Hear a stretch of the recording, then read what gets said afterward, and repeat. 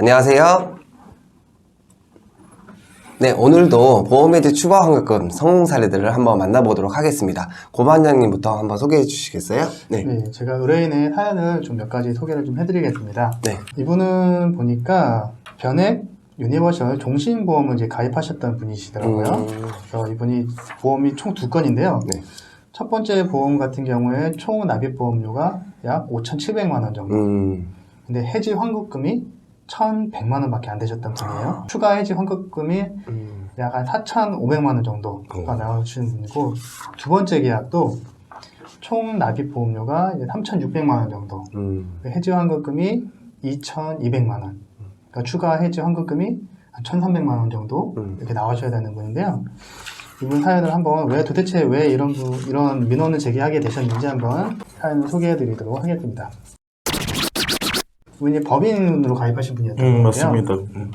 2016년 법인 회사를 처음 설립했을 때 재무 설계사를 해준다는 명목으로 땡땡땡 회사의 직원과 면담을 하였고 본인이 방송국 드라마 PD 출신이라 재무 설계에 약하다고 얘기했더니 이 감독님은 본업인 드라마 연출에 연중하시고 나머지는 재무 설계사나 전문가들이 제가 도와줄 테니까 걱정 말라며 법인 설립 부분을 도와주셨습니다. 그리고 법인 설립과 동시에 재무 설계 일부라는 거를 강조하면서 보험 가입을 또 얘기하셨다고 하네요. 어쨌든 그분에게도 대가가 필요하다고 생각을 하게 되었고 월 80만 원 정도의 보험을 가입할 수 있다고 했더니 그 담당자가 감독님 지금 수입 정도면 최소 월 800만 원 이상은 보험을 가입하는 게 재무 설계 및 세무 부분에서 혜택을 받을 수 있다고 권유했다고 합니다. 월 800만 원이면 어마어마한 거 아닌가요? 이건 뭐 진짜 1년에 1억을 보험료를 내는 거네요. 와, 웬만한 사람의 연봉이 몇 배죠. 그렇죠.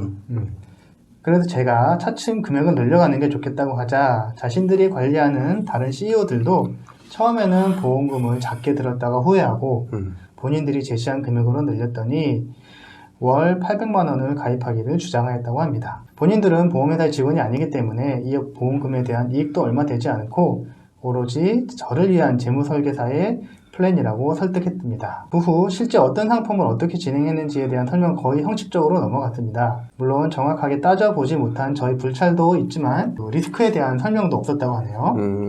결국 보험 상품 2개에 가입을 했고 1년간 납입을 했습니다. 하지만 월 800만 원은 시간이 흐를수록 부담스럽게 되었고 아니 처음부터 부담스럽지 않나요? 그러니까 월 800만 원?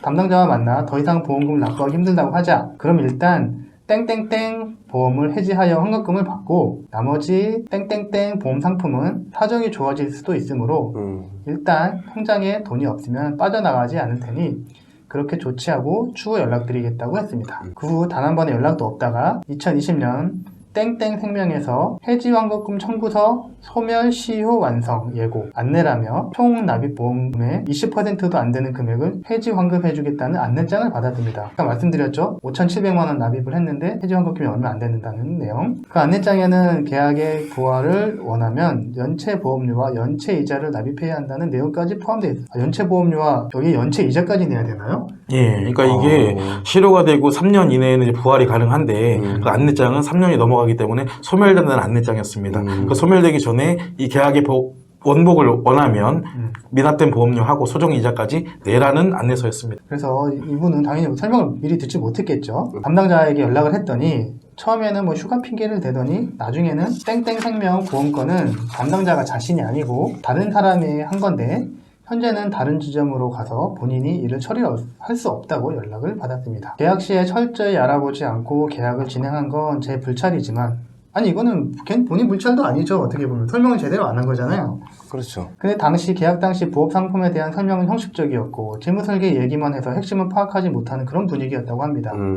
이런 피해자들이 많을 것으로 생각되어 저희 지인인 방송 기자들을 통해서 이 회사를 고발할 생각이었는데 우연히 법무법인 진정을 알게 되어 일단 해지 환급금에 대한 수령이 가능한지 도움을 받고 싶다고 이제 의뢰를 해주셨습니다. 이분 사연을 좀 들어봤을 때는 굉장히 좀 억울하시고 게다가 이제 돈이 10만 원, 20만 원도 아니고 800만 원이란 말이에요. 그렇죠. 그것도 월 800이면은 와.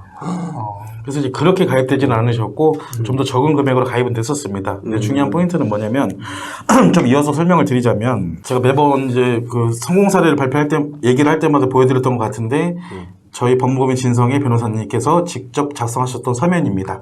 이 서면이 이제 민원 제기 내용으로 제출이 됐었고요. 그러니까 이분 같은 경우는 제가 직접 만나봤습니다. 만나볼 이유가 있어서 만나봤는데 왜 그러냐면 이제 두 건 중에 한 건에 대해서 일단은 수용을 하겠다는 의사는 밝혀왔습니다. 저희 진성으로. 근데 계속해서 차일피일 끌길래 해당 보험사 본사가 때마침 저희 사무실 근처에 있더라고요.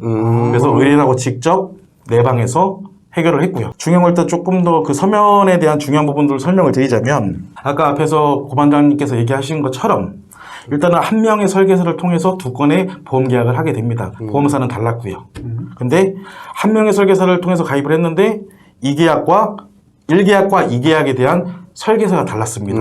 해당 보험사에 이제 상품 설명서 회사 보관용을 받아서 봤더니 A를 통해서 가입했는데 한 건에 대해서는 B 설계사가 돼 있었습니다. 네.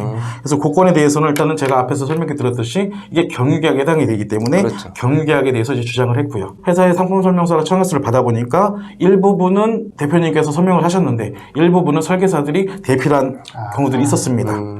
그리고 이분이 가입하셨던 보험이 두 가지인데 하나는 변행 유니버설 종신 보험, 또 하나는 변행연금보험이었습니다. 해당 상품에 대해서는 설명은 거의 없었습니다.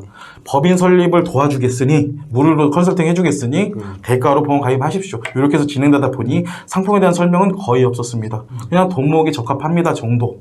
그렇기 때문에 이 대표님 입장에서는 법인 설립에 그래도 조금이라도 도움을 받았고 뭔가 응당한 대가를 지불해야 된다고 생각했기 때문에 이유 없이 의심 없이 예, 그냥 상품 계약들을 하게 되신 거죠. 이분은 좀 특이한 케이스였습니다. 저희한테 의뢰하기 전에 이제 본인이 알게 되신 거예요. 해당 보험들에 대한 상품 설명을 제대로 못 들은 걸로 인해서 내가 보험을 잘못 가입했구나. 그래서 저희한테 의뢰하기 전에 아까 그 PD 출신이라고 하셨었잖아요. 그 설계사를 이제 부릅니다. 그 A라는 설계사를 와서 이거 어떻게 된 거냐? 자초지종을 다시 물어보는 와중에 설계사가 다행히 인정을 합니다. 상품 설명을 하지 않았고 자필 설명을 다 받지 않았고 한 건에 대해서는 취급 설계사가 다르다는 내용을 인정을 했는데 그것을 촬영해서 증거 영상으로 가지고 계셨습니다. 예.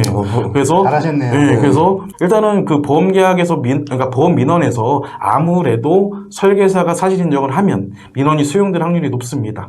예. 상대적이긴 하나 상대적으로 높긴 합니다. 그래서 이분 같은 경우는 지금 두 건에 대해서 저희를 만난 시점에서 해지하게 되면 손해금액이 한 6천만 원 정도 발생했었는데 4,600만 원과 1,300만 원 이상. 그래서 이분 같은 경우는 한 6천만 원 정도를 추가 환급 받으셨습니다. 이제 이런 분들은 금소법이 이제 시행이 되면은 이런 분들은 이제 빼도 박도 못 하는 거죠. 그렇죠. 설명도 안 했고. 증거가 남으니까. 그렇죠. 근데 이건 또 있습니다. 민원을 진행하면서 이제 민원 담당자들 얘기하다 느끼는 건데 이 영상은 이제 보통 드물고요. 이제 녹취나 이런 것들은 많이 있을 수 있는데 아니면 카톡이나 문자나. 근데 얘네들이 뭘 얘기하냐면 그 통화한 게 언제입니까?